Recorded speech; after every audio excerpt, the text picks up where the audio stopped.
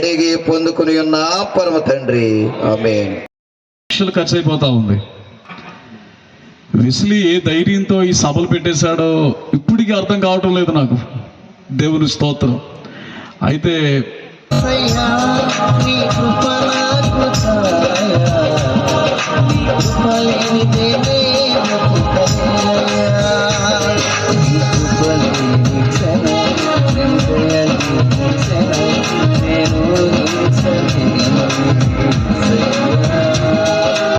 వాక్యము అయా నీరు కట్టి ఫలించి సహాయము దయచేయమని ఈ కూడిక ప్రభు ప్రారంభ ప్రార్థన మొదలుకొని ఎప్పటి వరకు మీరు తోడయ్యుండి నడిపించిన విధానము కొరకై ప్రభావముల కీర్తిని వేడుకొనుచున్నాము తండ్రి.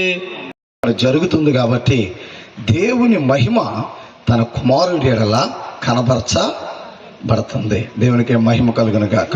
మరి ఉన్న వాళ్ళందరూ మైనర్లు అన్నమాట. మైనర్ కట్టాల్సిన పని లేదు. మైనర్ అంటే పాపము లేనివాడు. మేజర్ అంటే ఏం కలిగినవాడు, ఏమి ఆలోచన కలిగిన వాడు.